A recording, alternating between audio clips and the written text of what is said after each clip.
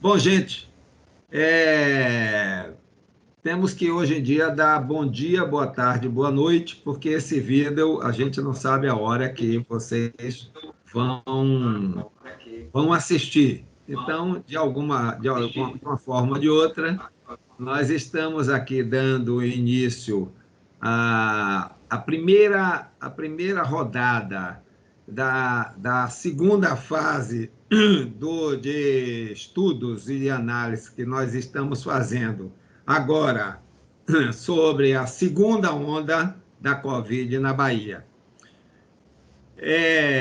Resolvemos repetir exatamente as mesmas mesas, com os mesmos professores, para que a gente pudesse fazer uma espécie de uma comparação entre as análises acerca da expansão da Covid nas diversas regiões da Bahia e vista sobre, digamos assim, uma análise das diversas áreas de conhecimento, das diversas áreas da ciência. Daí que nós estamos repetindo uma experiência que achamos importante, e daí surgiu, a partir dessa experiência, algumas coisas surgiram. Surgiu, por exemplo, a iniciativa da gente fazer um livro convidando os colaboradores, onde nós pretendemos lançar em breve, aí, no segundo semestre, esse livro contendo essas análises todas que foram feitas na primeira rodada, nas primeiras rodadas da primeira onda. Daí também, dessa iniciativa com os professores, com as universidades, surgiu também a ideia da formulação de um projeto chamado Regiões Integradas da Bahia, que tenha participação praticamente de pesquisadores de todas as universidades que colaboraram, que participaram desse processo na primeira onda que nós fizemos no ano passado. E também aconteceram outras iniciativas de articulações e intercâmbios de vários professores com a gente, com a SEI, e também entre os professores, entre os grupos de pesquisa. Nós temos aqui hoje, para começar a nossa primeira rodada, a professora Oriana Araújo.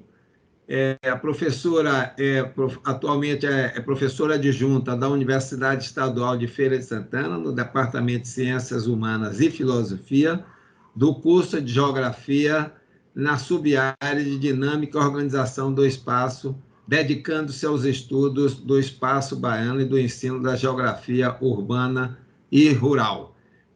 Depois, professora, se a senhora quiser contar mais um pouquinho da sua experiência, fique à vontade. À medida que eu for chamando, eu vou apresentando os outros professores, mas vou citar logo que estão na programação: o professor Roque Pinto, da Universidade Estadual Santa Cruz, lá da região de Ilhéus Tabuna, e o professor Jânio Roque, que possui graduação na Universidade de Feira, mas tem atuado como professor da UNEB, não é isso, professor? Isso, né? Santo Antônio de Salvador, isso. Ok. Então, o procedimento que a gente tem utilizado, vamos repetir do ano passado. O procedimento é o seguinte: cada professor teria 15 minutos, e, ao final, nós faríamos uma breve discussão entre os professores e entre alguns convidados que nós chamamos para essa primeira rodada.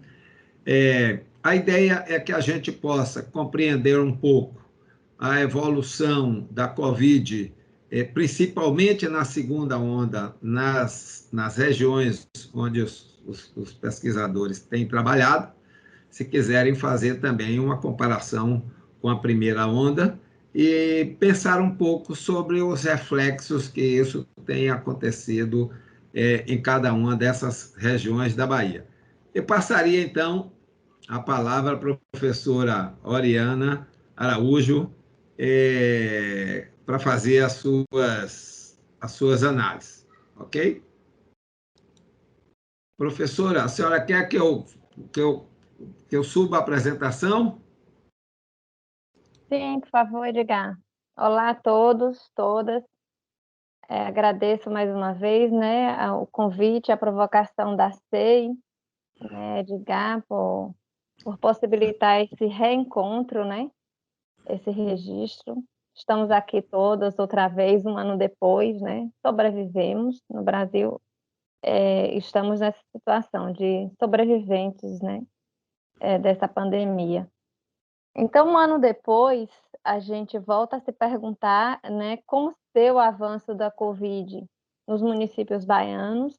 Especialmente, eu segui uma reflexão a respeito da mancha valente, que foi a provocação inicial de um ano atrás, e como está dito aí, a gente pensou um pouco nos fatores potencializadores. Pode seguir. Como a Edgar já disse, eu sou da Universidade Estadual de Feira de Santana, do curso de Geografia, sou doutora em Geografia, mas não tenho especialidade em trabalho com saúde, né? Então, foi um início, né, de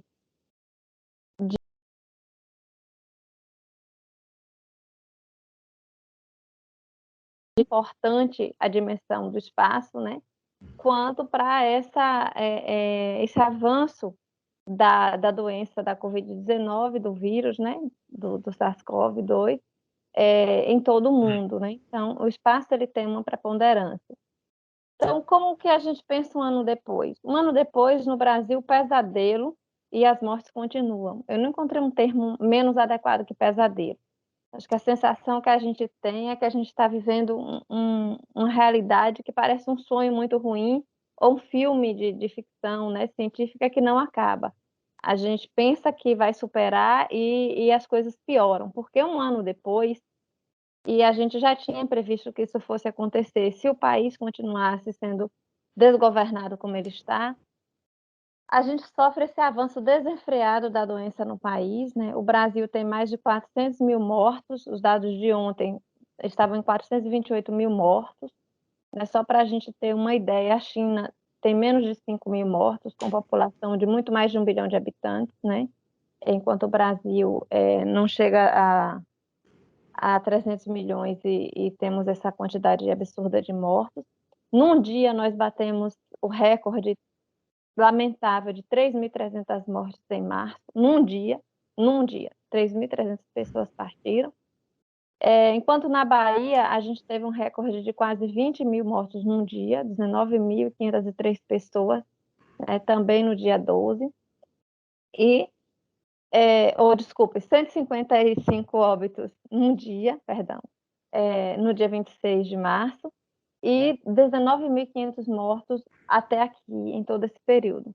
Para a gente comparar com um país e populações mais ou menos próximas da Bahia, o Zimbábue tem menos de 2.000 mortos, é um país africano, e a Bélgica, né, que é um país com problemas de ordem política, também administrativa, está em quase 25 mil mortos, com população um pouco menor que a baiana. O que traz para a gente essa dimensão de que é uma questão muito de saúde pública e político-administrativa, né, de gestão pública nacional, que obviamente repercute no estadual.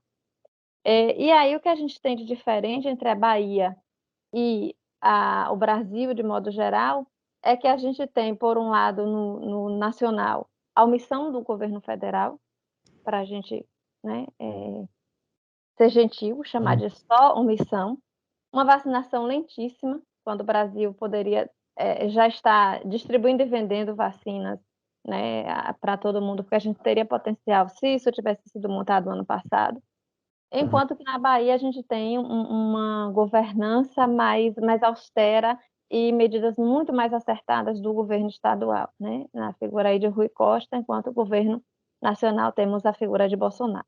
Isso tem um impacto sensível e importante para a gente estar vivendo esses dados alarmantes e este pesadelo um ano depois nesse país.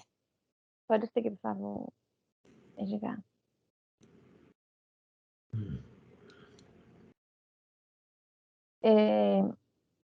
Isso faz a gente se perguntar, né? A morte não causa mais espanto? Então, eu trago esses versos aí da música de Titãs, né? Miséria. A morte não causa mais espanto. Miséria é miséria em qualquer canto. Mais outro número, outro número, outro número, outro número. Essa é uma canção de 1989 e já retrata como a gente, né, a nossa sociedade, ela está acostumada à morte, à miséria, né, à perda de vidas. A morte já não causava espanto em 1989 por várias razões, né, que era trazida aí na composição, eram trazidas na composição, e agora ela continua a não causar tanto espanto. Como que um país vive um contexto desse e a gente não está muito revoltado, né? De modo geral, população de modo geral, não se encontra altamente revoltada por essa perda de vidas. O que faz a gente se questionar: há vidas que valem mais, né? Como uma sociedade consciente tal descaso, morrer de uma doença que tem vacina em um país que é uma potência na questão da vacinação. E mais as outras dimensões, né? A resistência ao isolamento, um tempo muito prolongado, a desinfonemia que a gente tem vivido nesse último ano, estranhamente propagada pelo próprio governo federal, né, e seus apoiadores. Esse alinhamento que alguns municípios, mesmo na Bahia, têm com o governo federal, e a nossa demanda, né, demanda não, crescente informalidade, né? A Bahia é um estado que tem aquilo que o Milton Santos chama de flexibilidade tropical, uma hipertrofia muito grande do setor terciário.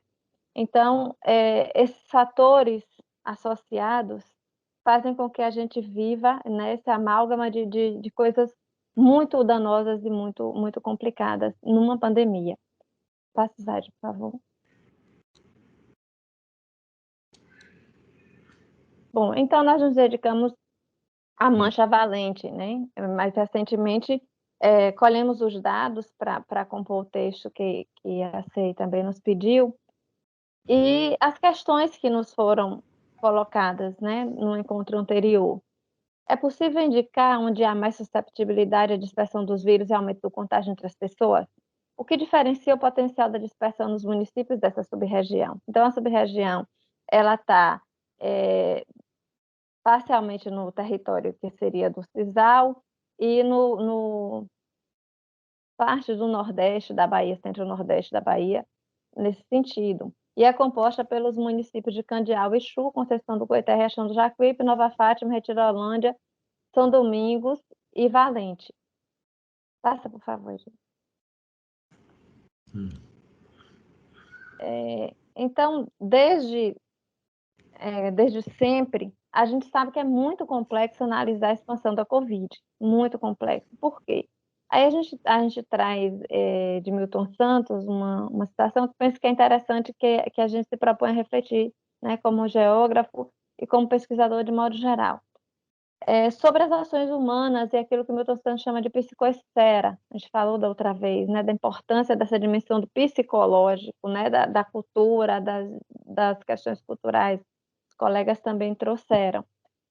É o reino das crenças, das ideias, das paixões, né, o lugar das produções, da produção de um sentido, né, que faz parte desse entorno de vida e fornece regras àquilo que impregna a nossa racionalidade ou estimula o imaginário. Né? Sua inspiração e leis têm dimensões mais amplas e mais complexas. Então, isso dá para a gente esses outros elementos que estão aí elencados, né? Múltiplas dimensões para poder fazer uma análise um pouco mais completa, mais holística. Há uma questão médico-sanitária, há elementos socioculturais e comportamentais, psicológicos, né? Influência política muito forte. além dos atributos espaciais fixos e fluxos, que são aqueles, né, que estão postos, e aqueles fruto da mobilidade, né, espacial e social das pessoas, localização das cidades, integração, rede urbana, esses elementos. Passa, por favor, Edgar. Então, a gente se dispôs a olhar esses dados, e aí criamos uma matriz, uma tabela de correlação, né, entre a relação da população, rodovias principais, posição na hierarquia urbana, a maior interação entre as cidades, porque às vezes uma cidade ela é um centro com uma posição hierárquica menor, de acordo com a região de influência das cidades, né, o REGIC, mas a cidade com maior interação é a maior metrópole do estado, como por exemplo Salvador, que era o caso de Valente. A questão do índice da educação básica para os anos finais, né, para a gente ter uma ideia sobre a questão da instrução das pessoas, e o percentual de evangélicos nessa população. São dados que a gente tem disponíveis do censo de 2019, desculpe, de 2010, já que a gente não teve o censo ano passado, 2020, e estamos aí sem saber como será o censo agora, né, com esse desgoverno. E a predominância de jovens e adultos, e a realização de feiras livres nós também contabilizamos. E assim a gente integrou e tentou elencar que cidades teriam maior potencial, médio e baixo potencial. Passa, por favor, Edgar. Então, a gente espacializou essas informações, né? Colocamos no mapa para a gente entender um pouco como essa rede urbana da Mancha Valente está articulada, né? E mais esses indicadores.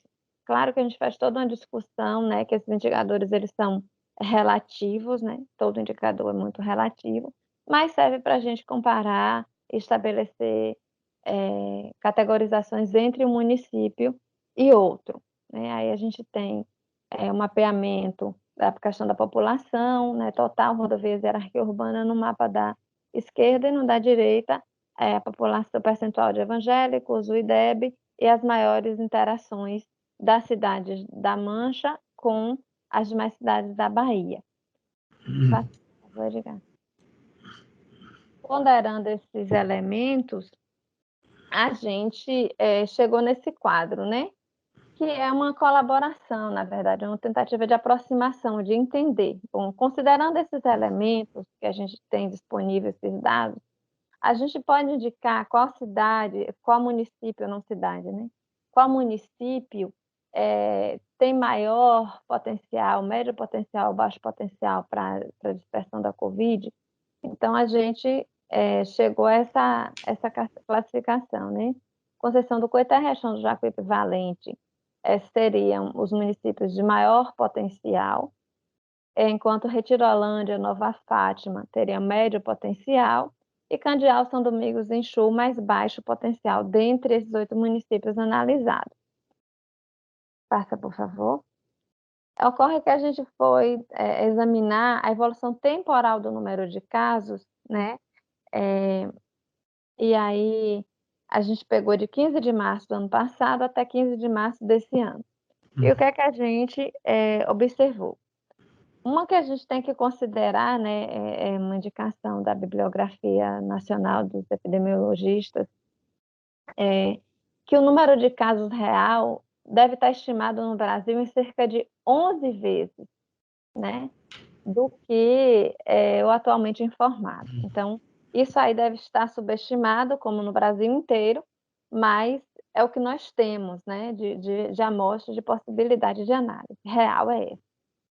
Então, nós tivemos um crescimento lento na sub-região, né, do Covid, entre março e maio, especialmente Candial, Exu, Nova Fátima e Riachão, que se mantiveram sem nenhum caso até maio, enquanto Valente, aí onde a gente se dedicou a pensar Valente naquela primeira rodada de discussão, teve um crescente muito grande no número de casos, apesar do primeiro caso ter sido notificado em 15/4. E no fim do mês de maio já tinha 40 casos em Valente, né? O que colocou um epicentro da doença na Bahia, aqui muito próximo em Valente. No mês de junho, né, a gente tem um crescimento do número de casos em toda a Mancha Valente, quando Candial e Exu registram os seus primeiros casos, os seus primeiros números. E aí a expansão, ela vai a toda a sub-região. Passa, por favor, Edgar.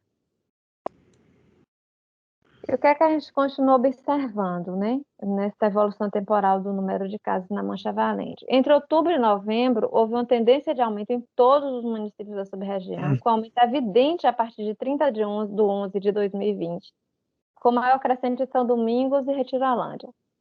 O que é que aconteceu que fez isso, né, avançar absurdamente? As eleições, né? Após as eleições, os números de casos continuou crescendo, né? O número continuou crescendo e coincidiu também com as festividades logo depois de fim de ano e a chegada do verão. Então, isso se reuniu, né? E fez com que o avanço fosse sensível, como a gente observa aí, né? Especialmente Coité tem um avanço muito grande dos casos, Riachão do Jacuípe, e aí Valente passa a controlar um pouco melhor. Inchu e Candial parecem ter controlado melhor o tempo quase inteiro, né? Passa, por favor, Edgar. Então, nem sempre o total de casos demonstra a evolução real da doença, né? A gente calculou a taxa de incidência que está aí mapeada, no caso, para 100 habitantes, né? A gente vê que há uma inversão. Quando a gente vai olhar os dados em relação àqueles municípios que a gente esperava que fossem mesmo os maiores, há uma inversão, por exemplo, entre São Domingos e Valente. A gente observa que na taxa de incidência, né, o número de casos por 100 habitantes, e não o número de casos totais, São Domingos, que é bem menor do que Valente, passa a ter muito mais casos do que Valente, né? Retirolândia passa a ter muito mais casos do que Valente e Riachão. Então, São Domingos e Retirolândia invertem completamente, né, aquela lógica que a gente pensou inicialmente pela análise daqueles fatores que indicamos como potencializadores. E não há outra explicação que não seja a questão das eleições. E a ideia, né, de medo, como que a população lida com a ideia de medo, de estar ou não exposta à doença. Quando a gente observa aí na direita, né, o total de óbitos e letalidade, a taxa de letalidade em percentual, o que é que a gente tem? A gente tem que, em Retirolândia, por exemplo, é de 0,43%, que é uma letalidade relativamente baixa, né? A título de Brasil. São Domingos, a mesma coisa. Candial chega a 0,26%, né?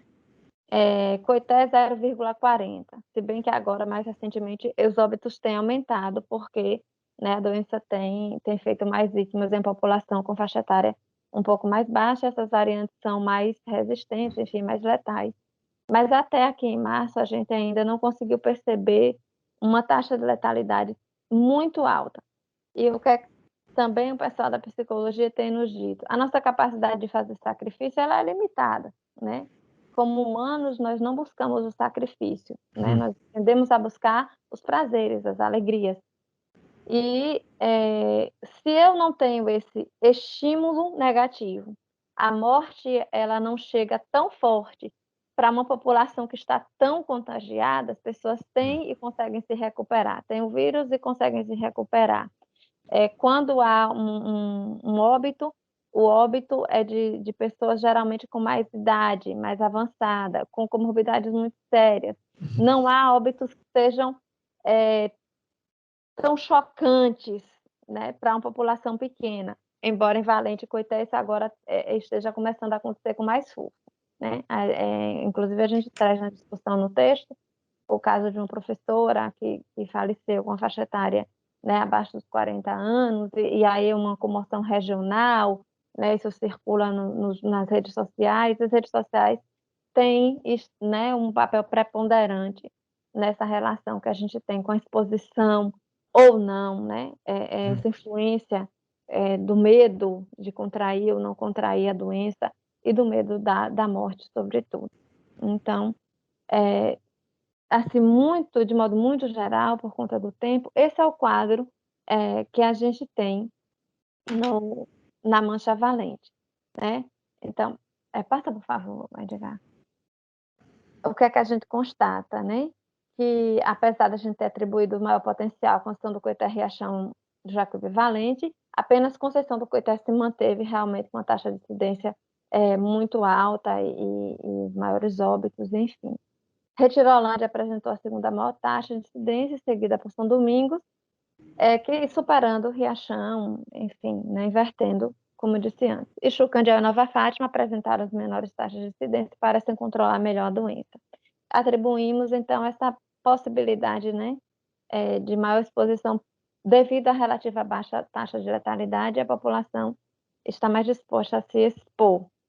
E o destaque para as eleições.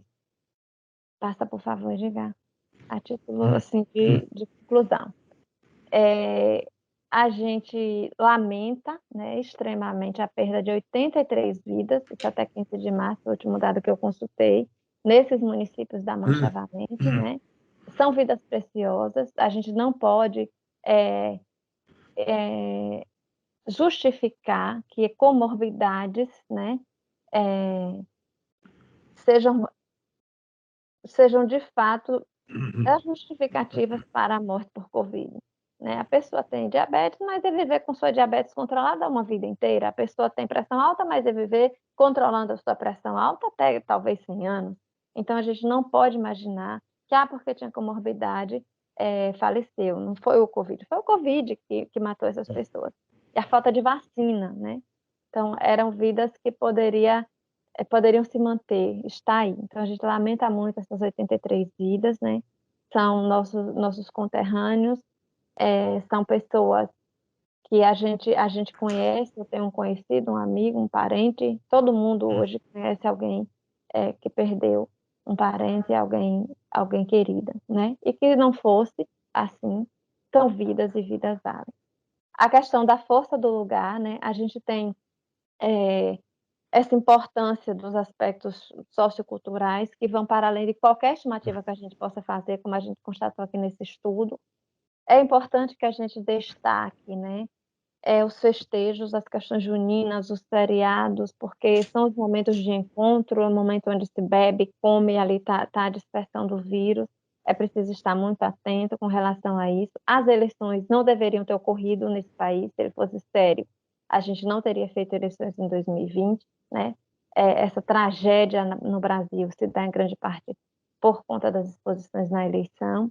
E as outras formas de reuniões coletivas precisam mesmo ser muito, muito pensadas e controladas. A gente recomenda ainda reforçar os cuidados nas feiras livres e atividades comerciais, né? Passa, por favor, Edgar.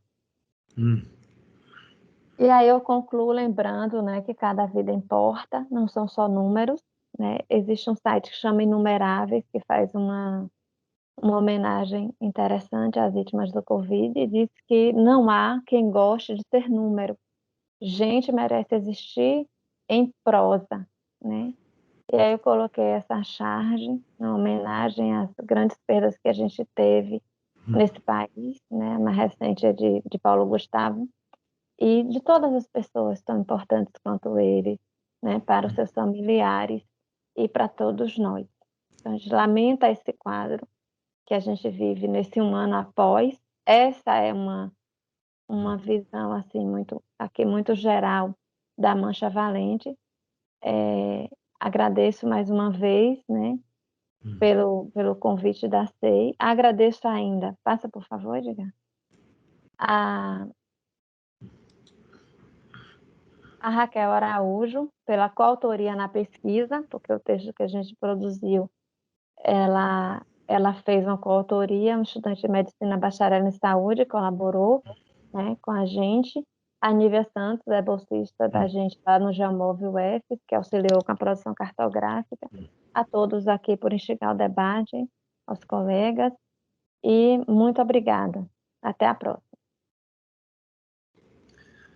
Muito bem, muito obrigado, professora. Excelente análise. Eu acho que a professora Oriana fez uma análise específica sobre essa região. Oi, desculpe, mas você queria fazer alguma abordagem sobre as referências? Não, Não, tranquilo, deixei as referências aí só a título de registro. Ok. Então, eu acho que as análises foram muito interessantes, porque é importantíssimo, gente, que a gente possa, ao analisar com as visões das distintas áreas de conhecimento, mas analisar uma determinada região, a gente possa compreender o que é específico daquela região, do ponto de vista de comportamentos, e fazer comprovações de teses que servem para o Brasil inteiro. Então, eu acho que a professora Oriana, primeiro, mostrou que esta postura negacionista do governo federal, que é uma constatação que se faz em todas as regiões da Bahia e que se faz para todo o Brasil, né? E para outros países também que se comportaram dessa forma. Os Estados Unidos é um exemplo, não é? Como se comportou dessa forma até dezembro e como está se comportando de uma outra forma agora em 2021. Eu acabei de ouvir hoje de manhã uma reportagem sobre Nova York, em que está se dando prêmio a quem quiser se vacinar. É completamente diferente. E os índices caíram bastante, que comprova o que a professora aqui também está confirmando para a região, que a vacina é realmente uma solução. Mas ela também traz uma coisa interessante, que são assim, critérios que a gente imaginava de relação da Covid com o desenvolvimento regional, com população, com proximidades de fluxos com cidades maiores, etc., que, na realidade, mostra situações diferentes. Como ela mostrou aqui, São Domingos, uma pequena cidade, aliás, a cidade dela, não é isso? São Domingos, que teve menos, que tem menos, por exemplo, Retirolândia teve maior contaminação, não é, do que cidades muito maiores do que ela. São explicações que lá ela encontra, por exemplo, nas eleições, que, como ela disse mesmo, não deveriam ter acontecido nessa realidade. Então, eu queria agradecer a professora Oriana e queria dizer, aproveitar aqui a oportunidade, viu, gente? Vou dizer para vocês o seguinte: todo o material que nós produzimos no ano passado, nessas rodadas, e nós vamos fazer a mesma coisa agora, todo este material está presente aqui na plataforma Seicolab, onde nós temos 3 projetos disponíveis, que é o projeto 7 municípios, o projeto de logística e o projeto Evidências e Desafios. Eles já estão disponíveis e nós vamos inserir agora um novo projeto, o projeto Regiões Integradas, mas o projeto Evidências, se vocês clicarem, vocês podem ter acesso a todo esse painel de rodadas de discussão, além dos outros painéis, onde nós temos aqui todos os vídeos que foram gravados, com todas as análises que foram feitas, inclusive as sínteses em texto sobre as abordagens que foram realizadas. Somente para chamar a atenção e dizer para vocês que está tudo registrado e está tudo disponível para quem quiser ter acesso. Este vídeo, em breve, subirá para essa plataforma e nós vamos também fazer a disseminação dele nas redes sociais. Vamos, então, passar para o professor. Vamos ver quem é o próximo. É o professor Roque Pinto, é isso? Vamos ver aqui pelas nossas... o professor Roque Pinto é o professor que tem tido uma aproximação muito grande com a gente já há algum tempo, junto com as professoras Andréa e a professora Mônica, nós temos desenvolvido bastante trabalhos aí juntos e com perspectiva de fazer mais ainda, né? Agora, a professora Mônica e o professor André estão presentes nesse novo projeto de regiões integradas. Nós já temos aí muita coisa que já a gente vai disponibilizar também, dessa vez focando mais na Chapada Diamantina. Mas o professor Roque Pinto é graduado e mestre em Ciências Sociais pela Universidade Federal da Bahia, UFBA,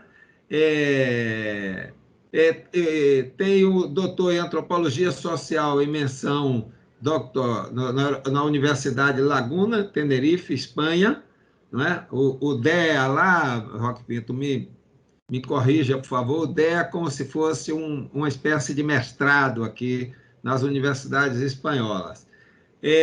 Tem um título, professor titulado de Antropologia da Universidade de Santa Cruz, Ilhéus, Bahia, e atualmente desenvolve trabalho em cooperação com investigadores brasileiros e estrangeiros relacionados à temática do desenvolvimento local, território e poder, turismo, consumo, saúde pública e segurança pública. Portanto, com essa diversidade de olhares, de capacidade de análise, a gente vai agora ouvir o professor Roque. Por favor, professor, fica à vontade. Edgar, só um instante. Sua tela ainda está compartilhada. Ok.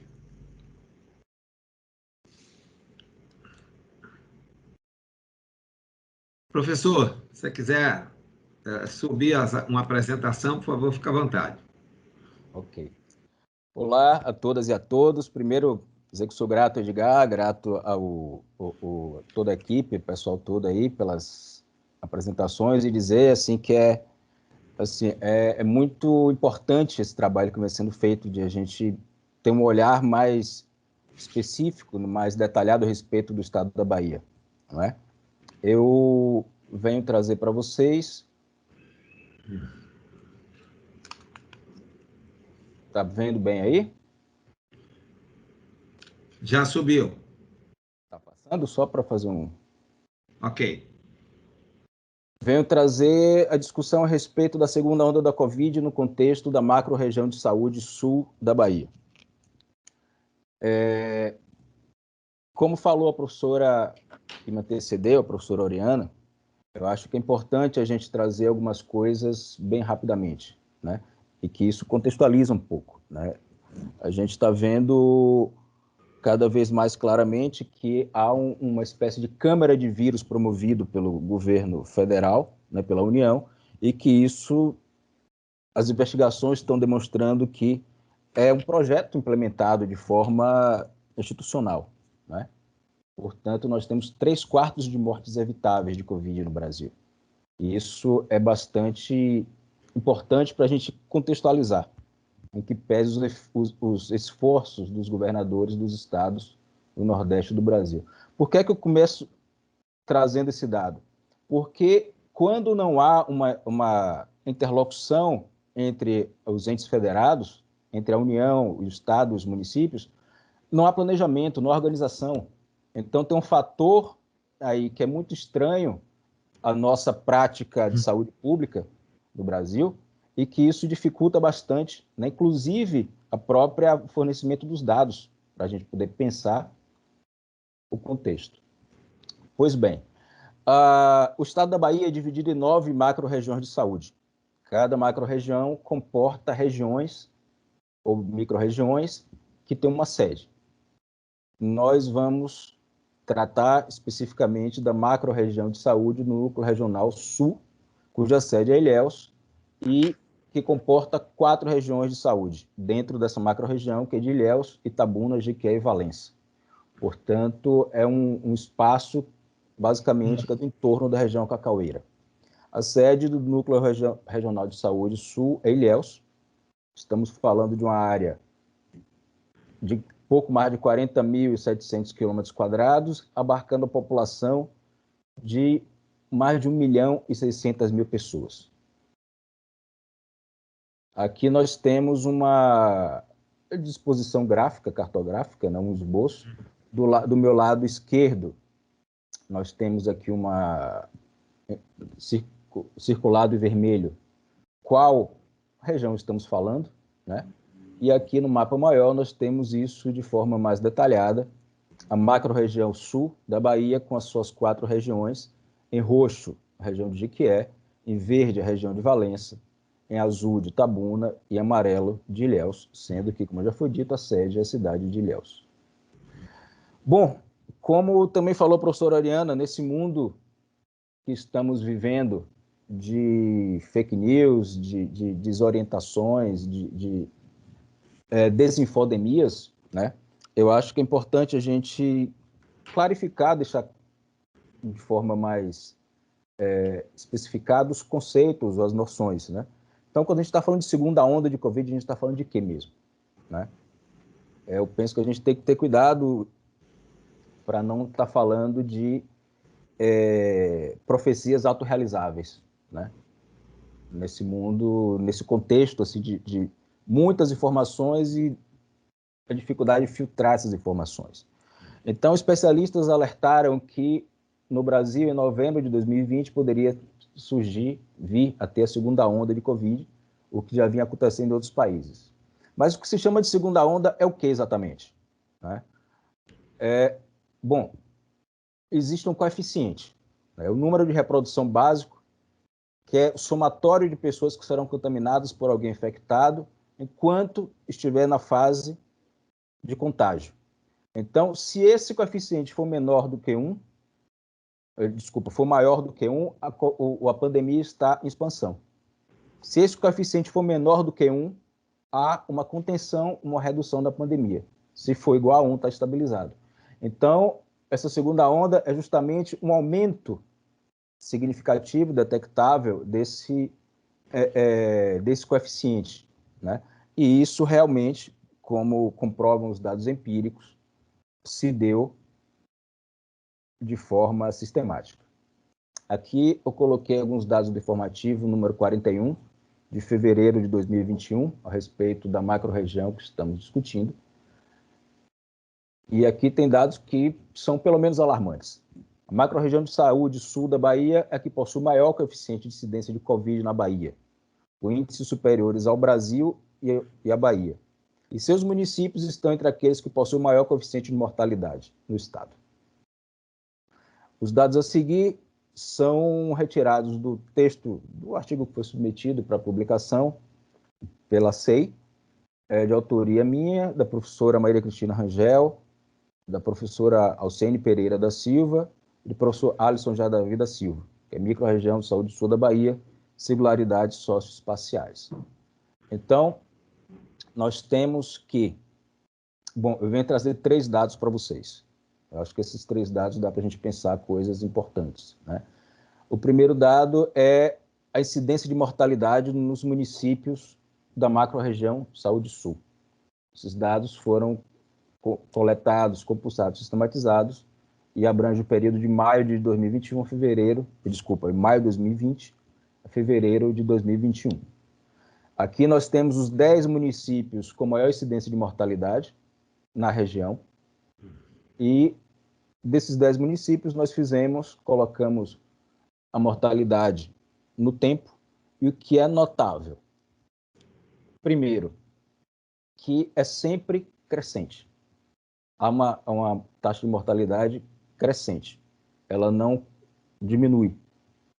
Ela pode diminuir a sua incidência, mas ela não diminui, ela não cai, né? Ela pode crescer menos, mas continua crescendo. E que no período de novembro para dezembro, existem picos bastante acentuados, né? Primeiro, a gente pode ver um pouco, assim, bem antes, né? Em 2020, a gente vê que até julho estava em patamar. De agosto em diante já sobe para um patamar bastante mais elevado de mortalidade. E quando esse patamar vai se estabilizando, embora crescendo, mas quando chega em novembro, dezembro, há uma mudança, há um pico bastante notável, né? Esse aí é a respeito da mortalidade, incidência da mortalidade, né? A mortalidade, a quantidade de pessoas que morrem a cada 10 mil habitantes. Esse outro dado é o comparativo de casos acumulados na microrregião de Ilhéus e Itabuna, que é onde se concentra esses números mais significativos, os maiores números, como nós vimos. É o comparativo da microrregião Ilhéus e Itabuna em relação à Bahia no mesmo período. Então, a gente pode perceber que a Bahia também segue crescendo, mas há uma espécie de uma velocidade mais ou menos constante. Enquanto que no contexto do sul da Bahia, no contexto da região cacaueira, igual como acontece no coeficiente de mortalidade, no período de novembro a dezembro, há um salto brusco, há um aumento muito brusco. A esse aumento nós podemos atribuir alguns fatores, né? Como foi dito também. As eleições foram um fator muito importante. Também nós temos aí as festas de fim de ano e no nosso contexto específico ainda temos a questão da atividade turística, né? Claro que para pensar esses números a gente tem que pensar também em alguns elementos metodológicos importantes. Um deles é que os dados chegam com algum gap, chegam com algum atraso, né?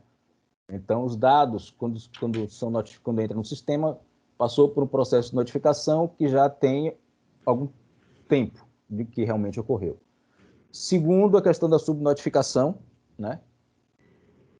E terceiro, que tem um período de incubação, um período de internamento. Então, esses dados não são em relação ao tempo de forma instantânea. Então, a gente tem que pensar dentro de uma janela de tempo aí entre o ocorrido e o registrado. E aqui é o terceiro dado que eu quis trazer para vocês, comparativo de ocorrência de óbitos acumulados. Esse dado aí é dado absoluto, não é um dado estatístico, não é proporcional. Então, são dados absolutos. Podemos ver como os óbitos e os dados relativos ao contágio são muito semelhantes, inclusive a curva relativa ao estado da Bahia, né? E como realmente tem aquela cesura, tem aquele salto bastante notável entre dezembro de 2020 e janeiro de 2021. Aqui nós temos dados a respeito da ocupação de leitos hospitalares nas 4 regiões, ou seja, na macro-região do Sul. Um dado que chama bastante atenção. Nenhuma UTI tinha ocupação em março de 2021 menor do que 80%. No caso de Itabuna, 100%. E no caso de Jequié, pelo menos 90%. Significa que a gente está falando de mortes de Covid, mas também estamos falando de mortes de outras doenças, porque pessoas não puderam ser internadas porque os leitos estavam ocupados. Esses dados, que até onde eu sei, não estão sendo tabulados, pensados, justamente por conta da própria volume absurdo que a Covid adquiriu no país e que, portanto, está sendo bem difícil de calcular quantas, além das mortes evitáveis de Covid, ou seja, 3/4 de pessoas que morreram não deveriam ter morrido, ainda tem uma quantidade grande de pessoas que estão morrendo de outras doenças porque não estão podendo ser internadas, né? Então, esses dados nos parece que são bastante contundentes a respeito desse panorama a qual estamos falando. E, finalmente, fazendo o balanço mais geral desse trabalho, dessa apresentação, temos limitações óbvias, né? Limitações por conta dos dados que dispomos, que são os dados dos boletins, e que, portanto, digamos, embora tenha muitos elementos que seja possível, seja passíveis de serem trabalhados, de serem divulgados, para que possamos comparar. Também tem limitações por sua caráter unidimensional, mas existem outros fatores muitíssimo importantes que não têm como ser avaliados nesse momento, como, por exemplo, a dimensão etnográfica, né? Eu sou antropólogo, portanto, penso bastante nisso. A atitude das pessoas, né? Ou seja, a prática das pessoas em relação ao seu conjunto de valores. Isso é fundamental. E é notável como em cidades em que há uma perspectiva mais negacionista, mais relativista em relação à doença, há uma conexão direta com o número de doenças e de mortos, né? Isso está cada vez mais notável. Tem a ver também com o que genericamente podemos chamar de qualidade de vida, que inclui fatores como a escolaridade, né? O desconhecimento de microbiologia, de coisas simples como lavar as mãos ou usar máscara, né? Na medida que você não tem um governo central que estimula e educa as pessoas para fazer o certo, né? O que prevalece vai ser, dentro desse hiato criado, vai dar margem para muitas coisas, inclusive fake news, né? Então, não é de forma alguma aleatória o resultado disso que a gente está vivendo hoje no Brasil. Então, essa questão da escolaridade, essa questão do acesso à informação e da qualidade da informação, né, se relaciona também à saúde, né? Não só a acesso à saúde do ponto de vista material, do ponto de vista do equipamento clínico, hospitalar, mas também o acesso à saúde num patamar, digamos, no nível anterior, né, que é a promoção e educação em saúde, né? Tendo a promoção e a educação em saúde de forma continuada, sistemática e focada, é possível que a população tenha um entendimento melhor. As pessoas só fazem aquilo que elas sabem por que estão fazendo, né?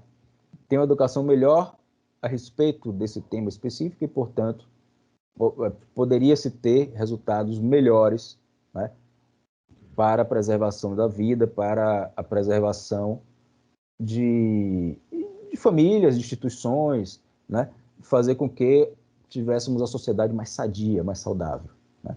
E, finalmente, eu acho que como corolário geral, né, desde que a gente começou essas discussões e vemos em toda parte, uma das coisas que a pandemia desvelou é que nós não podemos mais, de forma ingênua, pensar a saúde pública apenas como clínica mais bioquímica.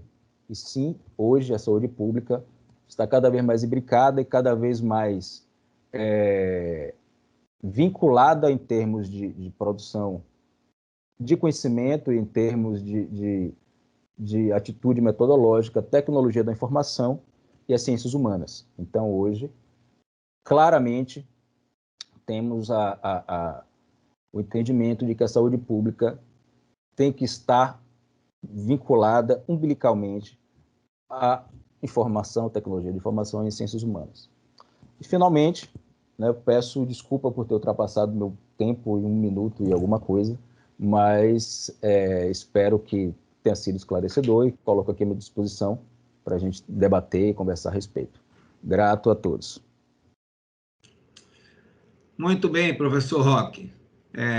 Como sempre, aí o professor Roque trazendo análises muito interessantes aí a respeito da região. Eu queria destacar aqui alguns aspectos, ou seja, eu acho que a professora Oriana e o professor Roque e mais muitos pesquisadores reforçam essa questão da postura negacionista do governo federal, como tendo uma responsabilidade imensa sobre essas mortes que aconteceram. O professor Roque traz uma coisa interessante, quando ele tenta analisar ou questionar sobre o que é que se chama de segunda onda.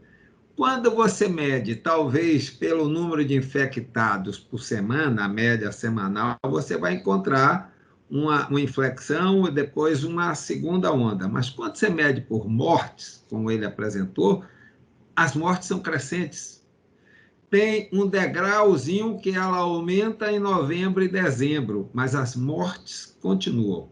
E isso é uma forma de medir a gravidade do problema na Bahia, e isso aconteceu em toda a Bahia. Ele está mostrando que também isso aconteceu, até com mais gravidade, esse impacto na região lá do litoral sul, não é? Que é a região mais infectada da Bahia. E esse pensamento final, que eu acho que também é um ponto interessante da gente discutir, que é a questão de pensar saúde pública e as questões sociais. Nunca mais deverá ser desgarrado, fragmentada a análise da saúde pública, como a gente vinha fazendo antes da Covid. Agora o casamento tem que ser para sempre, até que alguma coisa separe de novo, mas evidentemente que esses aspectos têm que ser tratados de maneira relacionada. Então, obrigado, professor. Eu passaria para o professor Jânio Roque, e acho que a região lá de Santo Antônio de Jesus, a região lá do Recôncavo, a partir de hoje vai ouvir bastante aí o que foi discutido hoje pelas ondas da rádio lá de Governador Valadares, não é isso, professor? E pelas Cruz das Almas. Cruz das Almas e pelas análises aí do professor Jânio Roque. Ok? Professor Jânio, fica à vontade. Boa tarde, não, bom dia, Edgar, bom dia, Letícia, bom dia, meus colegas, né, Oriana, da UFES, Roque, estava ouvindo aqui os colegas, é sempre um prazer e um aprendizado ouvir os colegas, não sei se a imagem está lá grande coisa, como eu falei com vocês, essa minha webcam é antiga, então não sei se vai estar ajudando muito, se está lá grande coisa, mas vamos lá.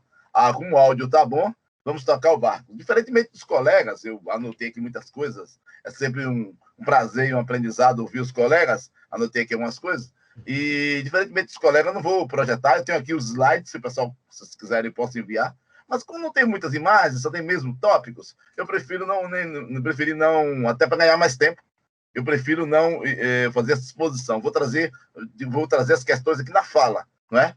Em primeiro lugar, a dificuldade que é hoje você conseguiu informações sobre essa questão de saúde, não só no Recôncavo, como em outras áreas. E eu tenho algo que complica mais ainda. Porque como eu trabalho na UNEB, sou professor da UNEB, dou aula na graduação em São Antônio de Jesus, no mestrado, estudos territoriais em Salvador. E também trabalho em rádio, comento em rádio, o pessoal fica com medo de passar informações. E com essa questão da CPI aí, então, você pega, às vezes, algo simples, número de mortes nos últimos meses, algo assim, o pessoal fica realmente temendo. É uma das dificuldades que eu passei. Mas vamos para as questões que eu trago aqui para nós discutirmos. Bom, a primeira coisa eu gostaria de destacar é a multidimensionalidade dessa temática, como eu falei ano passado. Multidimensionalidade e transversalidade da temática. Como a Oriana chamou a atenção, como o professor Roque fechou aí muito bem, destacando essa questão. Do ponto de vista da gestão pública municipal, a questão da saúde, do enfrentamento da pandemia, não é um problema da Secretaria Municipal de Saúde. Essa é a questão que eu coloquei várias vezes. Chamei a atenção para várias vezes, não só no rádio, como em eventos que eu participei. Primeiro, eu não sou exatamente da área de saúde, eu sou da área territorial, eu trabalho com questão territorial. Mas eu chamei a atenção porque o cuidado que a gente deve ter é essa mania de se achar que determinados assuntos devem ser fragmentados do ponto de vista da gestão pública, de determinadas temáticas. E um desses é a questão da saúde.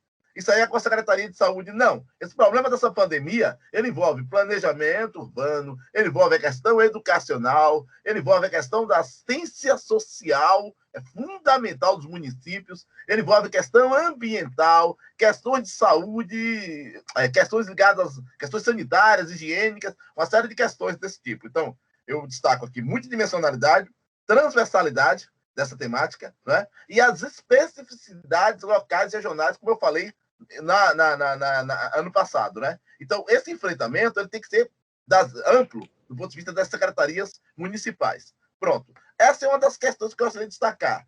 Por quê? Porque eu não vi isso aqui em muitos municípios do Recôncavo. O que eu vi aqui, se criou um comitê para enfrentamento da pandemia, né? Repito, não tenho condição aliás, destaco, não tenho condição de saber o que aconteceu em todos os municípios. Pode ser que algum município aqui do Recôncavo mesmo tenha feito algo diferente, mas no que eu tive acesso, das informações que eu tive, eu não vi essa articulação territorial, essa articulação importante para o enfrentamento desse problema.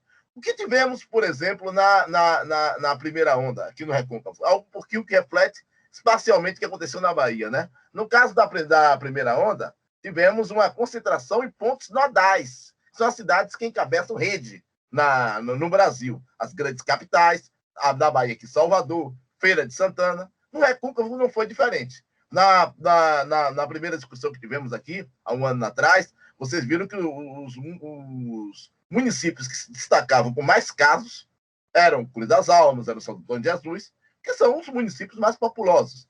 As maiores cidades do Recôncavo baiano são Santo Antônio de Jesus e Cruz das Almas. Então, essas cidades, por conta disso, essas cidades apresentaram realmente, vou falar de cidade, vou falar aqui no caso do município, esses municípios apresentaram índices mais expressivos. Então, nada que destoasse do ponto de vista do arranjo territorial da rede urbana, né? Agora, na segunda onda, tivemos uma dispersão espacial. Tivemos claramente uma dispersão espacial. Ou seja, não houve uma concentração só nesses pontos nodais. Essa é uma questão. Só que o que eu chamo a atenção é o seguinte, eu vou dizer algumas diferenças. Primeira onda, tivemos barreiras sanitárias, né? Tivemos a interrupção do transporte intermunicipal de Salvador para o Recôncavo. O Recôncavo tem uma especificidade geográfica, porque ele está no entorno perimetropolitano. O Recôncavo baiano está próximo de Salvador e próximo de Feira de Santana. Tivemos essa interrupção desse transporte. Tivemos barreiras físicas nos acessos secundários às sedes municipais. Eu, por exemplo, moro em Governador Mangabeira, mas vários acessos, inclusive acessos vicinais. Tivemos barreiras físicas, tivemos monitoramento da entrada com barreiras sanitárias, uma série de cuidados. O que nós observamos é que nessa segunda onda, primeiro, há o que eu chamo de uma tentativa de normatização de uma situação que não está normal, não é?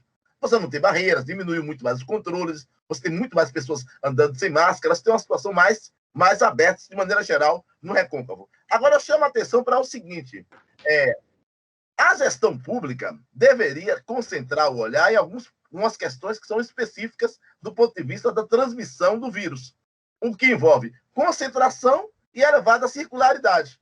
Por exemplo, concentração. Os pontos de vans, eu chamei a atenção para essa questão em rádio, chamei a atenção para essa questão em um evento da própria UNEB, né? Os pontos de vans de transporte coletivo deveriam ser muito mais monitorados. Não foram. Vários pontos de vans, falo isso de diversas cidades do Recôncavo, no Cruz das Almas, de várias outras aqui, alguns pontos de vans deveriam ter mais disponibilidade de sanitários, de pias, de álcool gel, deveria ter mais disponibilidade e ter mais monitorado, né, nessas áreas aí, assim como deveria essas torneiras, pias e sanitários extras deveriam ser colocados mais em determinados pontos específicos do espaço público, de grande circularidade do espaço público. Vou dar aqui um exemplo, no caso Santo Antônio de Jesus, as proximidades da feira, né, isso atualmente, e as proximidades também da Feira Livre, sobretudo da Feira Livre de Cruz das Almas, né, que é um dos pontos que eu estudo. Só que eu chamo a atenção aqui para algo que é importante, que são descompassos entre as decisões na esfera federal, estadual e as municipais. Esse é um outro problema muito sério que temos aqui. Decreto do governo do Estado, né? Mas aí entram as questões político-partidárias e ideológicas, né? Então, esse descompasso que vem do governo federal, do governo estadual e que chega no município, né? Que o município é a capilaridade territorial, esse é um dos problemas sérios. Além dessa questão terrível, que é o negacionismo. Então, você tem um negacionismo científico, né? Que é requentado e potencializado com questões político-partidárias e ideológicas. Isso compromete qualquer abordagem científica para um problema sério como essa pandemia, não é? Além das questões de natureza religiosa. Se está lá decretado que é proibido você ter reuniões religiosas, que as igrejas têm que se adequar, né? Você tem que observar aqui. Eu observei que a Igreja Católica, eu não estou defendendo segmento nenhum, algumas igrejas católicas procuraram mais essa adequação com missas online, uma série de coisas. Mas alguns segmentos evangélicos questionaram muito isso, essa questão de você ter a proibição de cultos e por aí vai. Eu acho, nesse caso, que algumas cidades santuários deveriam ter um cuidado mais específico. Por exemplo, Candeias, região metropolitana de Salvador. Em Candeias, toda a festa Nossa Senhora das Candeias foi feita usando canais da internet, e Bom Jesus da Lapa foi na mesma linha. E o que teve de evento público foi a imagem da Santa colocada para exposição num desfile público, em carro aberto, sem concentração de pessoas. Tem duas coisas aí que são importantes. O impacto psicológico da pandemia é terrível. Então, a questão religiosa ela é também importante como apoio psicológico. Então, nesse caso aí, a minha sugestão que eu dei foi que se criasse um conselho regional de discussão da pandemia. E nesse conselho, você tivesse a participação de lideranças, de profissionais médicos da área de saúde, de gestores públicos, de participação social de quilombolas, participação social dos movimentos sociais, mas participação também de lideranças religiosas, para que essas lideranças religiosas se tornem um apoio, que tenha uma interface dialógica interessante entre a ciência e a questão étnico-cultural, para que não fique nessa discrepância. E cabe a quem? Cabe à gestão pública articular esse diálogo, para que não aconteça esse problema. Foi algo uma das coisas que também chamei muita atenção, foi dessa questão aí. Do ponto de vista da gestão territorial, eu chamo a atenção para algo que eu também acho importante, que é a abordagem sobre a saúde. A saúde, ela, do ponto de vista da gestão e do planejamento territorial, ela pode ser abordada, no caso do Recôncavo Baiano, sob a ótica da unidade e da diversidade. Esses conceitos não se eliminam. Quando eu falo, por exemplo, em criar um conselho regional para a discussão da pandemia a nível de Recôncavo, é unidade. Quando eu falo em policlínicas regionais específicas para cuidar, é unidade. Quando eu falo de unidades de saúde para monitoramento e cuidado da população negra, que ela é mais vulnerável nesse contexto de pandemia, isso é cientificamente comprovado, que os negros têm mais probabilidade para anemia falciforme, para diabetes, para hipertensão. Então, quer dizer, quando eu falo isso é unidade, o Recôncavo como unidade. Agora, a partir do momento que eu reconheça que a população negra ela é mais vulnerável, e o Recôncavo Baiano é comprovadamente predominantemente negro, do ponto de vista demográfico, se eu reconheço que os negros têm esses problemas e eu priorizo esse atendimento dessa população negra e pobre, ou seja, vulnerável do ponto de vista socioeconômico, vulnerável do ponto de vista étnico, né? Então, se eu considero isso é diversidade. Então, a ideia de unidade e diversidade no planejamento territorial. Aí, uma outra questão também que eu chamei a atenção, que eu destaquei, foi a questão das feiras livres.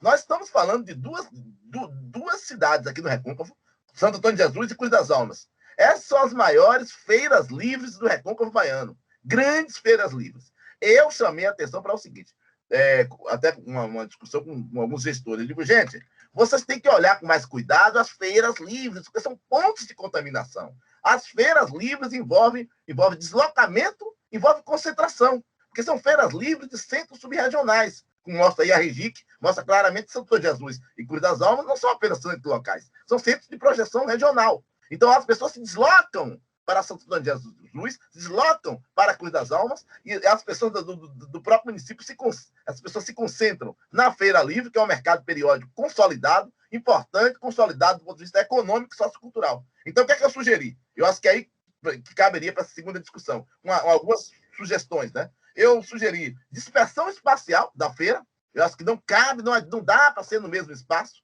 Infelizmente, pouco se ouviu isso. Dispersão territorial da feira. Diminuição do número de barracas. Coleta de lixo no transcurso da feira. Não se pode, gente, admitir o acúmulo de lixo. A feira começa às 5 da manhã.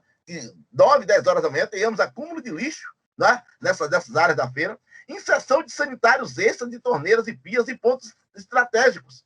Não se pode admitir que você tem apenas um sanitário dentro de um mercado com várias pessoas se concentrando para lavar as mãos ali.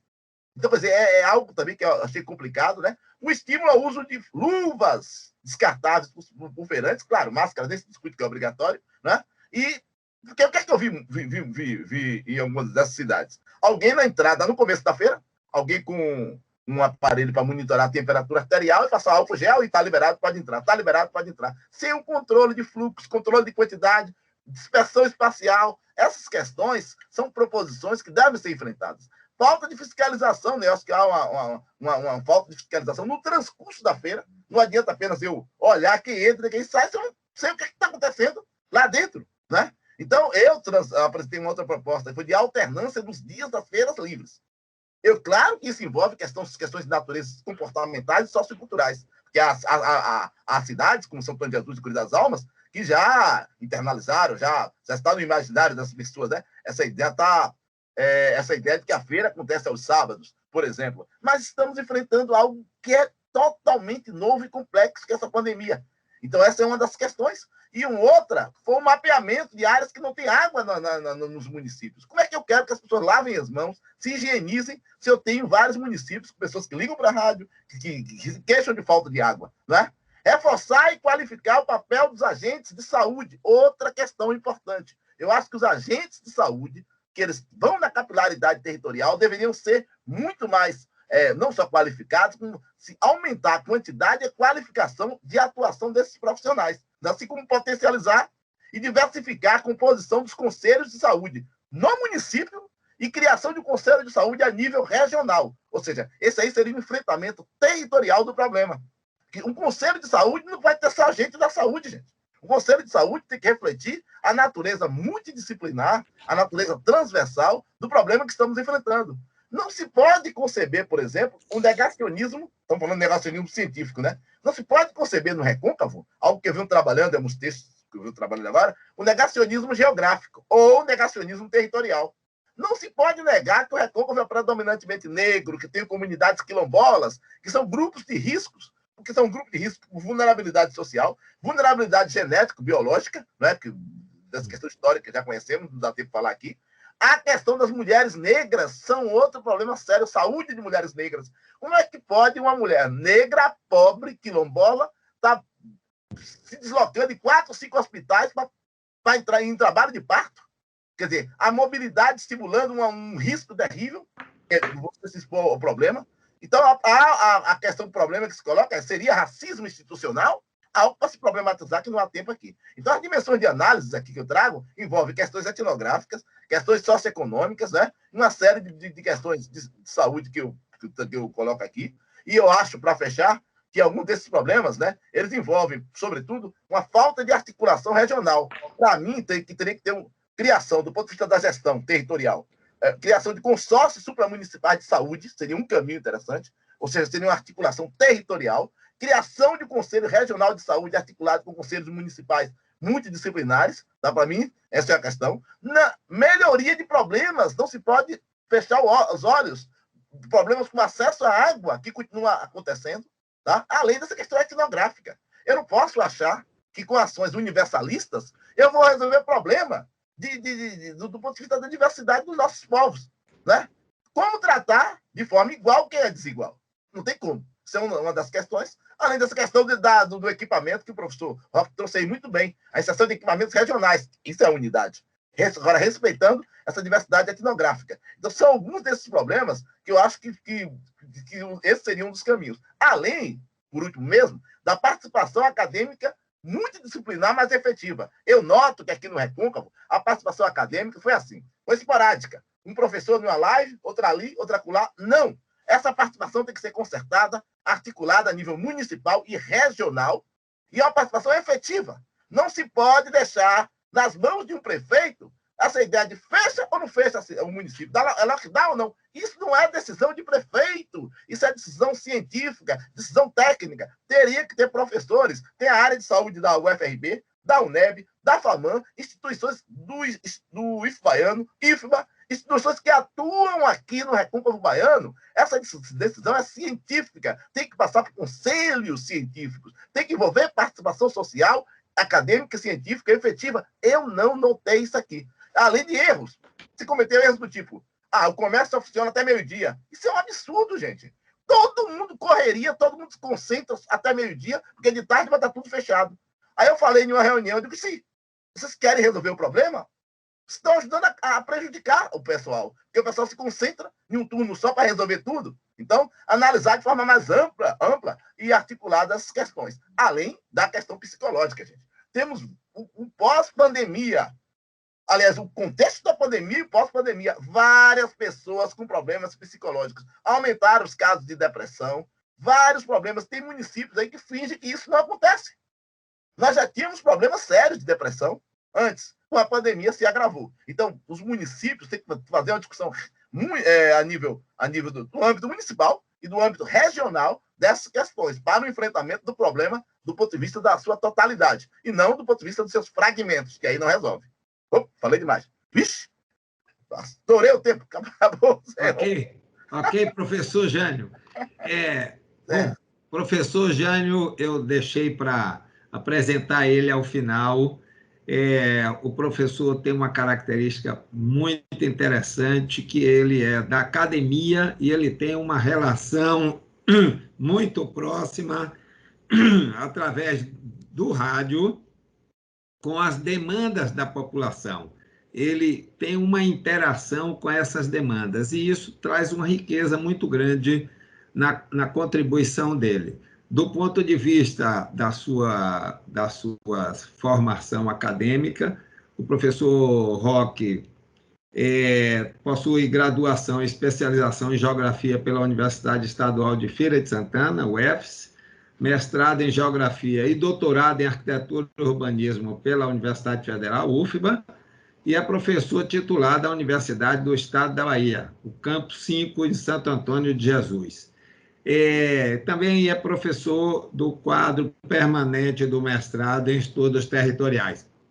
Então, essa formação, essa experiência acadêmica apontada para aspectos concretos de vivência da vida do dia a dia na cidade e na região, faz ele chamar a atenção, eu imagino, de fundamentalmente um aspecto da gestão regional, de uma compreensão dos problemas de caráter espacial, de articulação, onde você tem a participação efetiva dos diversos grupamentos sociais e também da participação dos cientistas sociais, os cientistas das diversas áreas da ciência. Evidentemente que isso passa a ser extremamente importante. Eu ressaltaria esse aspecto da gestão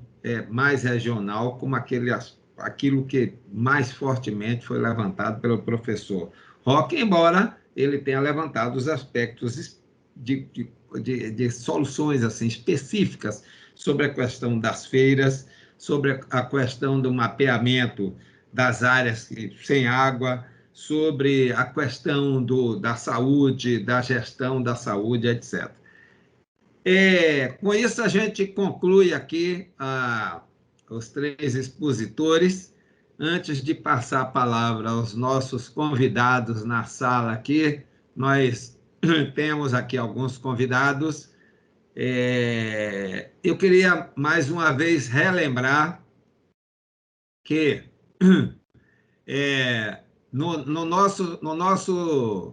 na nossa plataforma Seicolab, no projeto Covid-19, que vocês estão vendo aí, nós temos aqui uma área, um painel que se chama Painel Análises Geográficas e Territoriais, que tem informações extremamente importantes acerca, por exemplo, da presença da Covid em municípios da Bahia, e isso feito de maneira georreferenciada. E essa última atualização é de 2 dias atrás, 11/5/2020, vocês podem utilizar essas ferramentas que são importantes. Às vezes a gente não tem condições de divulgar tudo isso, então nós temos que também começar a divulgar nesses momentos, onde mostra aqui, por exemplo, aqui é um caso de Aiquara, mas vocês estão vendo aqui a presença da Covid, dos casos de Covid, com uma hierarquia aí de cores que mostra a maior incidência. Existem outros gráficos, mapas, que são disponibilizados aqui também no site, não é? Que podem ser utilizados do ponto de vista de informações acerca da população, acerca de outros indicadores sociais. Então, aqui, por exemplo, nós temos, de um lado, população total do município, que seria isso aqui. Quando você aciona o cursor e gira, você tem a densidade demográfica do município. Isso acontece com vários indicadores. Então, isso tudo está disponível no nosso projeto, no link do projeto da http://estudos colaborativos.sei.ba.gov.br/Covid. Ok? Então, eu abriria a discussão para o pessoal da sala. Alguém quer se manifestar, quer fazer alguma observação? Por favor, fique à vontade. Se puder, acionar a mãozinha aqui para a gente só marcar aqui a fila, seria mais interessante.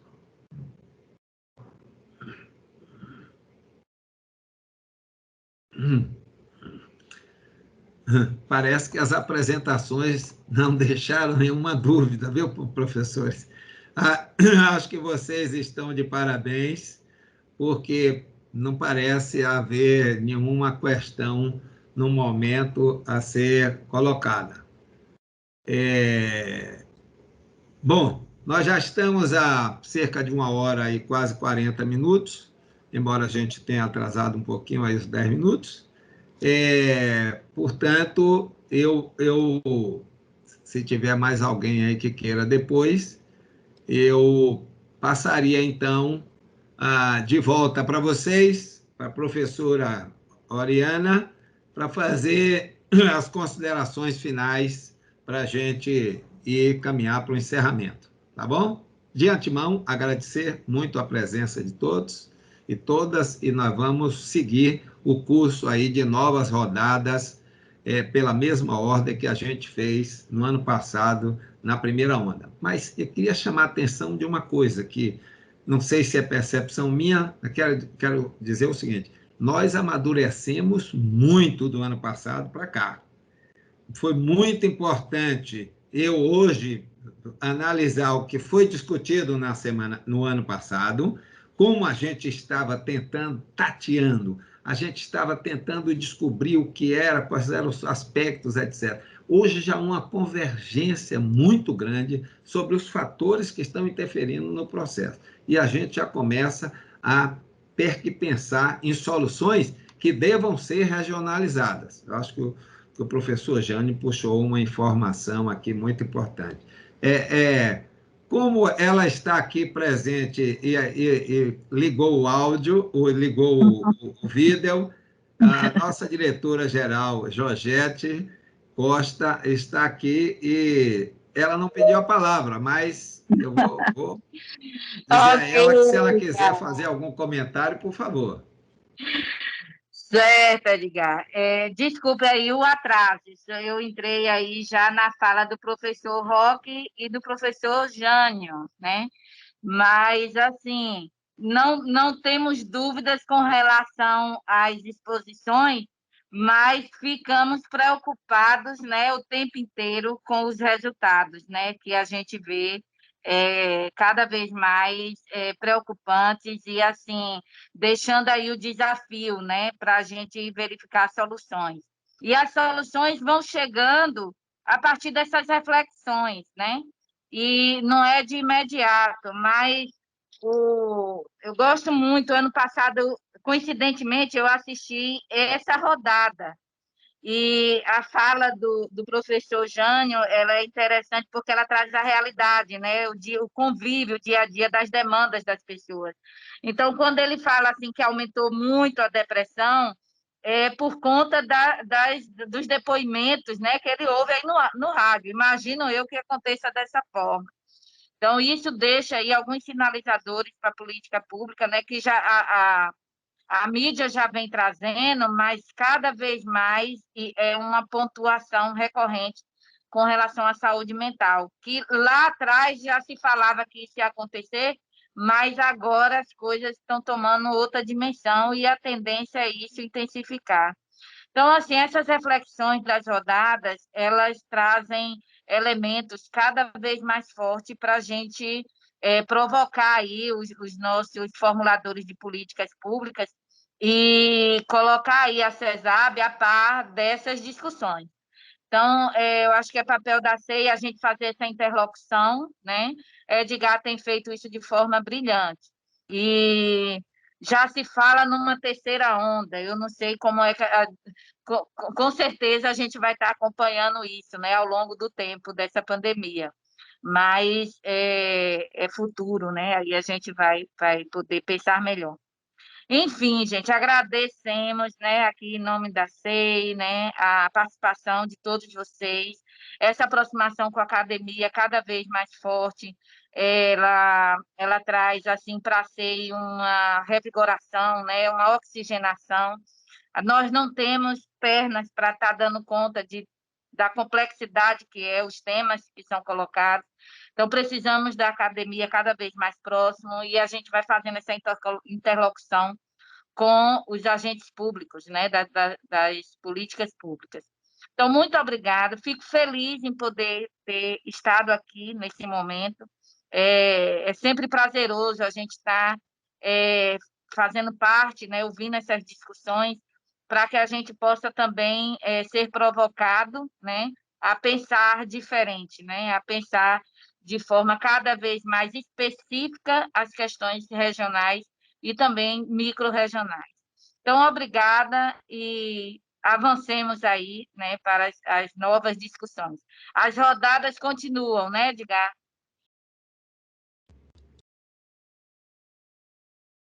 As rodadas continuam. Eu espero que para o ano não tenhamos que fazer outras.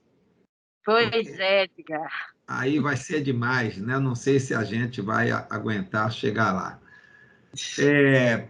Vamos, então, ninguém se manifestou mais. Agradecer a Georgette. Não sei como é que ela consegue assistir tudo. Ela consegue assistir todas as atividades da CEI. Eu não sei o tempo. O dia dela tem umas 72 horas aí. Professora Oriana, você podia fazer, fique à vontade de fazer. Diretoria. Professora Oriana, fique à vontade para fazer as suas considerações finais.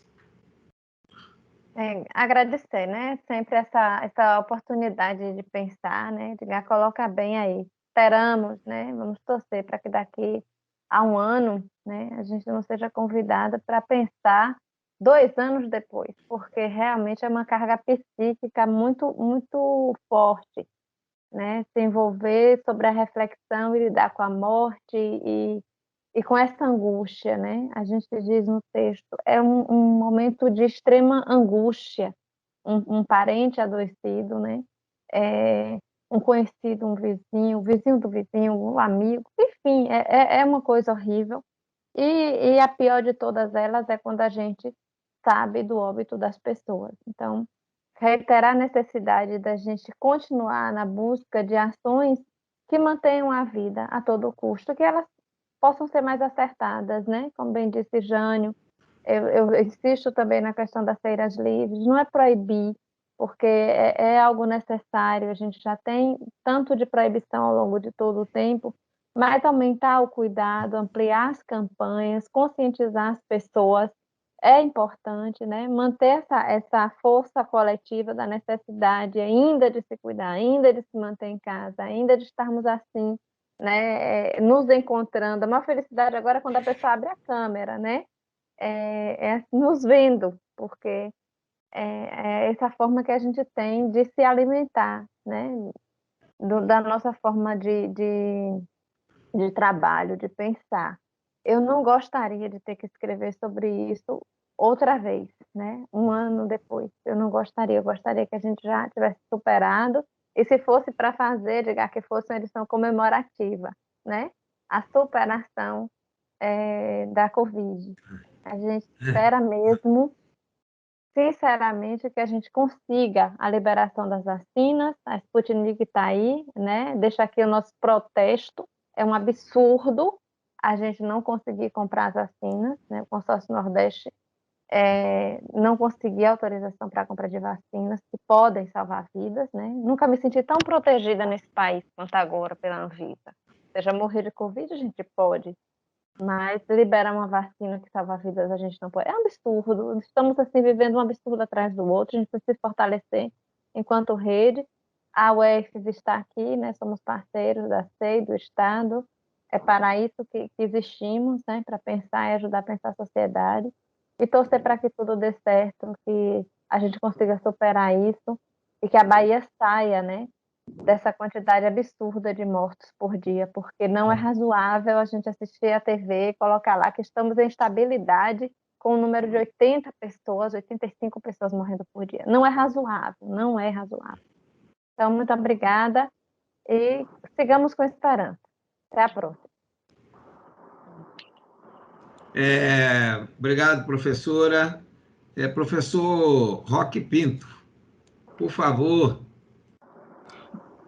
faça os seus comentários finais, se você achar importante, tá bom? Ok. Grato, Edgar. Grato. Primeiro, dizer que sou grato pelo convite, né? Sou grato pela sua oportunidade de estar aqui falando a respeito de um tema tão importante, cujas consequências, como a professora Ana falou, são brutais para toda a sociedade, né? Não só as consequências primárias, ou seja, pessoas morrendo, pessoas com sequela, mas consequências secundárias, né? Os efeitos psicológicos, os efeitos, segundo dados recentes, a cada 4 pessoas, 3 tiveram algum conhecido que morreu de Covid, né, no Brasil. Então, esse é um dado muito contundente. Eu quero só ressaltar uma coisa muito rapidamente aqui, que falou o professor Jânio Roque, que eu acho que vale a pena a gente pensar, aquilo que eu falava da dimensão etnográfica, né? Então, por exemplo, quando em muitos, aqui no sul da Bahia, imagino que outros lugares do estado e do país seja a mesma coisa, quando se diz que uma coisa que não está podendo funcionar não é por conta da pandemia, é por conta do decreto. Isso é uma coisa que é importante para a gente pensar, né? Então, assim, está fechado não é porque não está podendo... as pessoas estão morrendo, estão se contaminando, e se tiver aberto, está sujeito a ser um foco de contaminação. Não está funcionando porque o governo não está deixando funcionar. A gente tem que pensar a respeito dessa dimensão, né? Por exemplo, fecha as vias principais de acesso à cidade, mas as vias vicinais estão abertas. É o formalismo, né? Aquela coisa que há algo público formal para poder dizer que funciona, mas na prática tem outra dinâmica de funcionamento.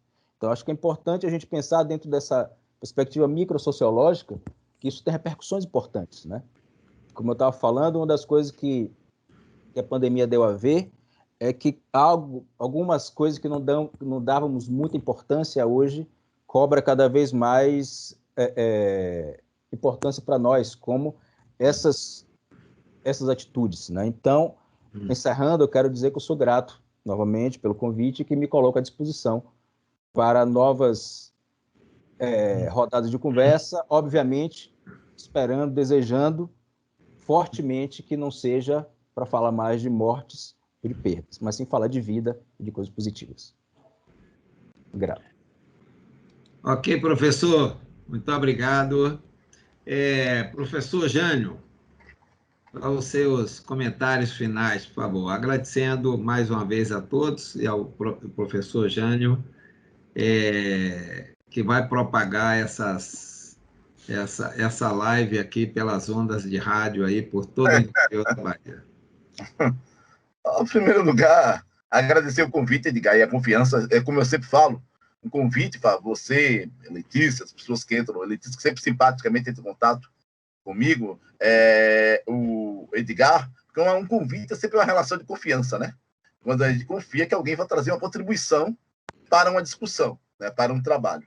Eu só gostaria de destacar, como eu lamento só, como esses municípios, no caso aqui do Recôncavo, nos seus colegas, como é difícil nós conseguirmos determinadas informações, o pessoal segura as informações, fica temendo aí, como se estivesse sendo investigado, e eu tenho um agravante, né? Porque eu trabalho também na comunicação, além da UNEB, eu trabalho em rádio, o pessoal acha que a gente vai abrir a boca e falar essas coisas por aí, então não é fácil. Mas, apesar dessas adversidades, a partir da leitura, digamos, geográfica do cotidiano, eu trouxe essas contribuições, porque são resultados, na verdade, de discussões, de reuniões, de grupos que eu participo, inclusive das discussões do grupo de pesquisa Recôncavo. O grupo Recôncavo, o grupo Território, Cultura, Memória e Ambiente. O grupo continua ativo, apesar de toda essa dificuldade. Procuramos entender esse Recôncavo para trazer essa dimensão propositiva, que é algo que eu acho importante. É não só fazermos a leitura crítica, como trazermos essa dimensão propositiva. Quais as possibilidades? Quais os caminhos? Porque aí a gente, tanto do ponto de vista acadêmico, quanto do ponto de vista da pesquisa, do ponto de vista das práticas investigativas, a gente acaba calando alguns desses negacionistas. E o professor Oriana trouxe aí questões muito importantes. Realmente a Feira Livre é tradição, é questão sociocultural, a gente deve realmente manter, mas com todos esses cuidados que temos que fazer. E um deles foi a questão da dispersão espacial, que eu trouxe a partir do monitoramento, que eu acho que não vejo acontecer, sobretudo em feiras dominicais distritais, essas são mais complicadas ainda, alguns distritos que temos feiras dominicais aqui, por conta dessa questão da sincronização do dia da feira, e o professor trouxe essa questão do negacionismo, o professor Roque, isso é um outro problema sério que temos que enfrentar, né? E quando eu trago a dimensão propositiva, você cala esses gestores públicos que usam muito esse papo. Você da academia, eu gosto muito de falar, fico muito na teoria. E a gente vem para a questão do chão, da terra mesmo, da coisa, para dizer, olha, a realidade é assim, nossas propostas são essas, nós não queremos trazer receituário pronto, nós queremos trazer propostas e possibilidades. É esse nosso objetivo. Então, eu agradeço muito o convite e, por não ser da área especificamente da área de saúde, eu acho que é um outro olhar, não de dentro da área de saúde, mas um olhar para a área de saúde, do ponto de vista geográfico, né? De onde eu olho, a ideia de ponto de vista que é muito geográfico, né? De onde eu olho, de onde eu estou falando, é aquela questão do lugar de fala, né? Quando eu falo, não sendo daquele contexto, acho que traz algumas contribuições, algumas possibilidades. Além de parabenizar os colegas pelas falas, sempre um aprendizado, e, repito, a temática é multidisciplinar e complexa. Seus enfrentamentos devem ser sob a ótica multidisciplinar e levando em consideração toda essa complexidade territorial e temática. Obrigado pelo convite, estou à disposição, reforço, estou à disposição para os diálogos, colegas da CEI, estou à disposição para dialogar, não puder colaborar daqui do Recôncavo, não puder colaborar aqui do grupo de pesquisa Recôncavo, estamos à disposição. Abraço, Oriana, Roque, Edgar e todos que nos ouvem. Muito bem, professor. Obrigado. Com o professor Jânio, nós encerramos aqui essa primeira rodada. Voltamos aí, vamos anunciar quando será a próxima rodada. E queria agradecer a todos os presentes na sala. E muito em breve nós estamos enviando para todos, disseminando essa informação. E eu acho que agora podemos fazer um contato mais próximo da CESAB, porque é necessário que eles que estão à frente desse processo possam conhecer as propostas que vocês estão fazendo, as propostas que nós discutimos aqui, porque é preciso que haja solução conjunta com a visão dessa multidisciplinar que foi muito enfatizada aqui e de caráter regional, que às vezes não coincide com os territórios da saúde. Às vezes, com essa visão multidisciplinar, a territorialidade pode ser diferenciada. Mas, um abraço, gente. Esperamos que todos vocês sejam vacinados muito em breve. Vocês são todos muito jovens. Eu já tomei a minha segunda dose, tá certo? E vocês, em breve, também devem estar vacinados. Para todos aí, um grande abraço e até em breve. Tá bom? Abraço, bom dia. Abraço para todos e todas. Bom dia. Ótimo dia aí. Tchau, tchau. Abraços. Ok.